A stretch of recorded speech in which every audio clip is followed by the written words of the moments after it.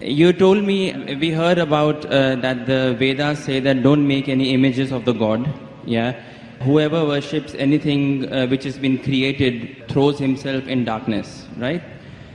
The difference between Bhagwan and Allah is that Allah says that if you worship anyone apart from me, I will punish you forever and ever, and I will not spare you of this sin. But nowhere in Hinduism's books would you see that Bhagwan is saying, okay, if you worship anything apart from me, you will be put in Narak, which is the Hindi word for hell, forever and ever. Now why I'm saying that to you is, the concept of God in Islam, Christianity and Judaism is the same, in which he feels bad if anyone worships anything else apart from him. But the concept of the other side of the religions, which is Hinduism, Buddhism, or those sides, the concept of God there, I think, is more, the God of those religions is more large-hearted, because he doesn't say to you that I'm going to put you in hell if you don't worship me. Although I understand that it is wrong to worship idols, it is wrong to worship created things. But I do feel that because that, I somehow feel that, you know, Kulhu Allahu Ahad, Allahu Samad, Lam Yalid wa Lam Yulad. Basically, God, there is nothing like him, right? So why in the Quran or the Bible or the Jews' scripture, we are attributing a human feeling to God, that, let us say, my father gives me everything, he gives me all the money, and I give that money to the poor people, right? Now one day, if I forget my father, yeah, so my father will feel bad. But this is a human nature. God is more large-hearted than that. Even if I don't worship him, he should have no problems. You know, he should not put me to hell, because that's egoistic. Egoism is a part of human nature, not of God, is what I feel, according to my understanding. Brother Rahul is an old friend of mine, mashallah. Whenever I come to Dubai, no question answer session goes without him asking a question. He's following me since many years. When I came in 2005, when I came last year, and yesterday night, we had a good session for a couple of hours. And though he didn't mention his name, he's Rahul, mashallah. And we pray that may Allah guide him. Inshallah, may Allah give hidayah. And he asks very good questions. Always difficult questions, very good questions. I like it. It's a challenge for me. He asked me new question. I like challenges. And always I say he asked a good question. This is one of my last questions, sir. One of my last questions. Last question before you accept Islam. One of my last questions. Before you accept Islam. Clarify this. It just struck me. Actually, He told me he will not accept Islam in public, so I don't know problem. No, it's okay. Will you clarify me on this? I'll clarify with you, and I won't ask you to accept Islam in public. We have done that yesterday. Sir, Islam is a glorious religion, and it's given me a lot of peace, and I can say many good things about it, but please clarify. And you told, I'll clarify. You told me you have spent more time studying Islam than what you spend time in getting your degree of engineering. It is right. That's right. And I enjoy it more. Therefore, I enjoy your questions also. The brother asked a very good question, very attacking, very tricky, difficult question, that he understands that all the religions, Christianity, Islam, Hinduism, say there's no God except one God, don't make images, don't make idols. But Islam goes a step further. He will forgive any other sin except the sin of shirk. Surah Nisa chapter 4 verse 48, Surah Nisa chapter 4 verse 116. But in Hinduism, nowhere does it say that if you do shirk, Allah will not forgive you. Before I ask you a question about large-heartedness, nowhere does the Quran say that if you commit a murder, Allah will not forgive you. Brother, nowhere does the Quran say that if you commit murder, Allah will not forgive you. Does it mean that I will go and commit murder? Brother. Repeat again, sorry? Nowhere does the Quran say that if you commit murder, though it is the second largest sin in Islam, in the major sins, number 2 is committing murder of an innocent human being. Yes. After shirk is murder. Though the Quran says in Surah Ma'idah chapter 5 verse 32, that if anyone kills any innocent human being, unless it be for murder or for creating corruption in the land, it is as though you have killed all of humanity. But nowhere does the Quran say that if you commit murder, Allah will not forgive you. Allah will never forgive you. Does it mean that I will go and commit murder? No. Yeah, enough. Same way, when the Vedas don't mention that if you don't do shirk, Allah will not forgive you, you should not do shirk. I understand. Very good. You are understanding person. I'll come to the large-hearted one afterwards. I haven't answered your full question. I've only answered the first part of your first question. I'll come to your large-heartedness afterwards. Yeah, I mean, I'll come to it. that's fine. Yeah. But I like, cutting down the questions so that you understand better. Yes. Or if you understand, the other people also should understand. You're an intelligent person, I know that. Sure. MashaAllah, engineer done from UK. That's what he told me yesterday. Now coming to your part of large-heartedness. Yeah. That in Islam, if you don't do this, I'll punish you. That is a human nature. That if the father gives money to the son, son gives in charity, tomorrow the son doesn't ask about the father, so father feels bad. It's human nature, I agree with you. God is far superior, I agree with you. Yes. So why does God feel bad?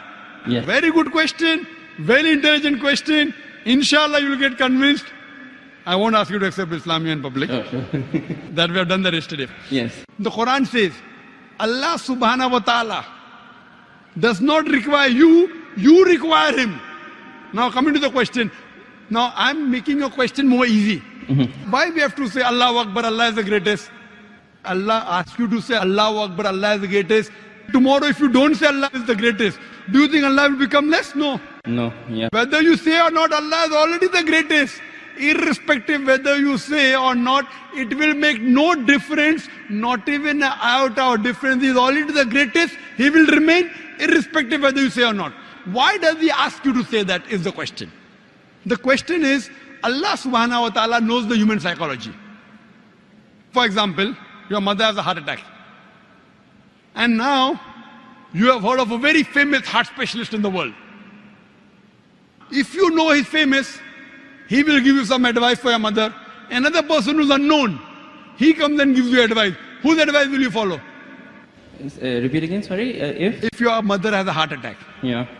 there's a person who you know is the most famous heart specialist in the world. I would follow the advice of the specialist. Why? Because you know he's number one, he's most famous. So the reason Allah asks you to praise him is not for his benefit, it's for your benefit. Because the moment you praise Allah, you will follow his advice. Agreed. By following his advice, Allah will not benefit, you will benefit. Yes.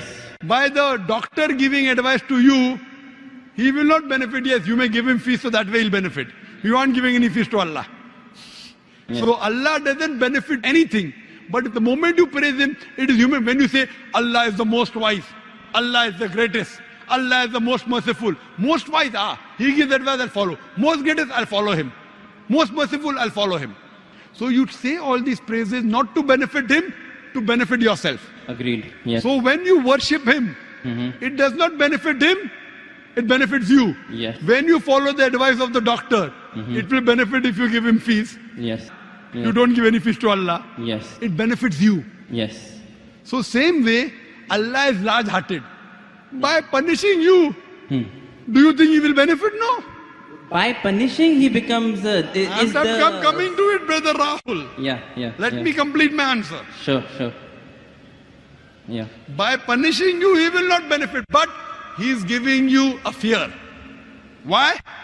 If you have alcohol, he will punish you. If you have drugs, he'll punish you. Whether you have drugs or what difference does it make to him? Now, if he says, okay, don't have drugs, but if you have drugs, I will not punish you, then will you have drugs or not? You will have. If I give an examination, write two. No, I won't have. If I'm convinced it's wrong for me, I won't have. I don't need that fear of the hell. The Correct. fear of the hellfire to be put in my mind to avert me. God convinces people in different ways. Some people with reason and logic. You're a logical person, you're convinced with logic. Some people want fear, some people want punishment, some people want reward. There are 3-4 types of ways which Allah speaks. You get convinced with reason and logic, you're like me. Yeah. You're like me. Yes. Some people, they are not convinced with reason logic. Leave logic. I'll get reward, I'll do it. I'll get punishment, I'll stay away. So if, लेकिन सच क्या है होता क्या है reality में does it is the fear is it reality वो होएगा yes I'll tell you reality is that the hellfire is there and the punishment is there. Brother, right? let me complete the answer. Yeah. Will you allow me to complete the answer or you will? Yes, please. Let me complete, I'll give you a chance. Ji I'll give you a chance to say that you're convinced. Yes. But before I complete my answer, you're interjecting. Sure, sure. Yeah, please. After I complete, I'll give you a chance and ask you. Sure, yeah. Now, there's a teacher taking an examination. 2 plus 2 is how much? 4. Convinced? Now, there are some people, the teacher says, okay, now in the examination, those who write correctly will get plus point, will pass. Those who don't write correctly will fail. Now, when the teacher is telling hundreds of things, it's difficult for everyone to remember. But if you what you remember, you write. If you write correct, I'll pass you. If you write wrong, I'll fail you. So now the student starts memorizing. He starts like you passed your engineering. You are afraid of failing. Yes. If you wouldn't have studied, you would have failed. So if teacher says, no problem, even if you write wrong, I will give you part degree. Will you study? No. Though you're logical, you understand Boyle's law, you understand trigonometry, you understand chemistry, but to remember, you have to stay awake, you have to slog. Teacher says, no problem, you understood? You write in the examination, right or wrong, 2 plus 2 is 3, I will pass you. Will you study? Well, it depends. I won't, but probably someone who is more sensible I'm would asking study you. to learn some knowledge. Correct. If the teacher says, now your aim is to get the degree, Yeah. once you understand, if you fail, you won't get the degree. Yeah. So here Almighty God speaks logically. Some people logically it doesn't make a difference whether hellfire is there or heaven is there. Other people, you do it, you get a reward. Like when you speak to your child, sometimes you speak logically, sometimes you say, I'll give you a chocolate. Yes. Sometimes, ek lafa marunga. Yeah. Yeah. I will yeah. give you one slap. Yeah. So this is what God knows the psychology of the human being. He's our creator. Sometimes logic, sometimes reasoning, sometimes reward, sometimes punishment. But once he says he has to follow, he can't lie. Once he says, he has to follow. So he's trying to convince you, suppose your son. Yeah. Yeah. I know you're not married. Yeah. I know you're not married. Inshallah, one day when you get married. And if your son, Yes. and your son, inshallah, I'll marry a Muslim, inshallah. Yes. Inshallah. So your son, when you have a son, Yeah. 5 years old, he wants to jump from 10th floor. You say, my son, don't jump, you'll die. I want to jump. You will die. No problem, I want to jump. One slap you will give him, right or wrong? Yes. You will tell him, I'll slap you. Yes. Yet if he wants to jump, you will slap him. A Yes. father is cruel to be kind. Is your intention to hurt him? No. Your intention is to hurt him little so that he prevents from the bigger hurt. Yes. So here if he says, no, I'm only acting. Maybe for little time you will think, I'll punish you and you don't punish him. But if he wants to jump, you will not wait till he jumps. You will give him one tight slap. The same way God here, he tells you this is good, this is bad, this is reward, this is punishment. And once he says something, he's honest. In Islam, God is the most kind. He wants the human being to improve. The other God, okay, no problem. Even if you write wrong, I'll pass you. What kind of a teacher is this? Suppose tomorrow, there's a student studying with you. He writes wrong answers. You slog. You stay awake in the night. This person plays hooky, enjoys, writes everything wrong. And the teacher says, both get first class first. Will you be happy with the teacher? No. Why? You are a very unkind person. Very cruel. Unkind, not a good human being. I am wrong. Because you believe in justice. So besides God being kind and merciful, He is also just. Imagine someone rapes your sister, rapes your mother. God says, no problem.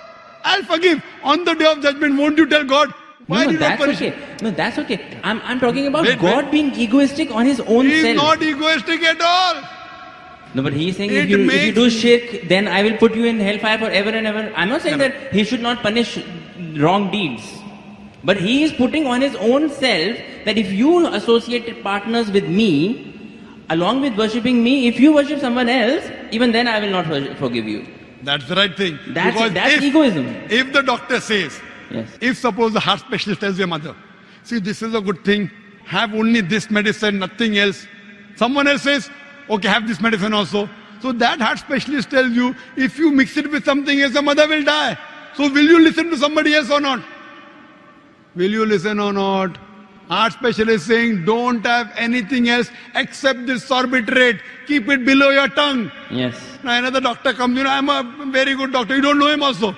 I will listen to heart specialist. Correct. Yes. Heart specialist specialized, but God is a bigger heart specialist. So heart specialist you want to follow. You don't want to follow your creator who's created your heart. What No, kind no, of no, a... no, sir, wait, sir, wait. Let me complete. Yes. Let me complete. Yes. So you, being logical, Yeah. when you want to follow the heart specialist, when the heart specialist tell you, don't listen to anyone else because they have told you the total truth, that heart specialist can be wrong because he's a human being. Almighty God, when he says, do not worship anyone else besides me, he knows that if you think somebody else is also the greatest, and if you follow something wrong, it will harm you. God does not want to see to it that his creations are harmed. He is going out of the way to give you an ultimate warning. Other sins, maybe I will forgive. That is one type of murder, is one type of sin, very wrong, second largest. But one, if you worship somebody else, you can do anything. You can start murdering, you can start having drugs, you can start raping. Too dangerous. This is the guidance. It is complete. Because he is the creator, he knows no one else is the creator. Now someone else tries to behave like a creator when God knows no one else can create you. It is very dangerous. That's the reason he says that following advice, worshipping anyone, obeying anyone as the creator, not obeying normally. Normally you want to obey a father, no problem. Obey a mother, no problem. Going against the commandments of Almighty God. Worshipping somebody That is else. what I'm trying to find out. Is that the right God who is saying that if you associated partners with me, I will never forgive this sin? You are taking, it's a catch-22. I am questioning whether a God who thinks like that, is that the correct God? Correct God. You are saying he is the correct God, hence Why? he knows. Why? Yeah. I have checked up with science. This Quran passes Yeah. the test. When I put science to your Hindu scriptures, it fails. Yeah. When I put science to Bible, it fails. So even if I agree with you with my earlier question, maybe this is ambiguous, fine. 80% is proved to be 100% correct. 20% is ambiguous. Inshallah, logically, even this will be right. If I have to put that way. But the other way, if a doctor who's solid... Stronger argument would be that Stronger 100% is argument, correct. 100% 100% of it is proof that it is correct. If 20% ambiguous is I'll there, tell you one thing, brother. Your mind hasn't reached that level. My mind hasn't reached that level. right. The science hasn't reached that level. Maybe 100 years afterward, 1,000 years after, it will be proved 100% correct. We are limited. The problem is in you and me, not in the Quran. Similarly, but a person who's very powerful, a person who's a heart specialist, he knows his stuff very well. He'll be sure. Do this, nothing else. A person who's not sure, okay, have this medicine also, have that medicine also. So person who's cocksure of himself, like the Creator Almighty God, he will give this commandment. Now he's cocksure. You are not cocksure about him that he's the Creator. Yes. Once you're cocksure, you will follow. I'm cocksure that this is the word of Almighty God. You aren't. Yes. So once your research gets complete, Yes. you know very well that the other scriptures don't pass the test. Yes. I challenge you to get any scripture that you know of which is even close to the Quran. No, this is the strongest scripture that that's so, for sure. So when you know, Yeah. I can't ask you to accept because you know we spoke yesterday. Right, okay. But when you know it is the thing, then the ego is in you, not in Almighty God. The ego No, is in you. I don't have ego. And I pray to I Almighty told you God. all the ones I have read, this is the strongest. I Yeah? pray to Almighty God. You know, because I love you, Rahul. Yes, I love you too. I love you. That's the reason I pray to Almighty God to give hidayah. You don't have to proclaim. You asked me yesterday, do I have to proclaim? I said, no, you don't have to proclaim. Yeah. So I think that you are a person who submit your will to God, and may God guide you, and may you get a good submitting Muslim life partner. Thank you. Thank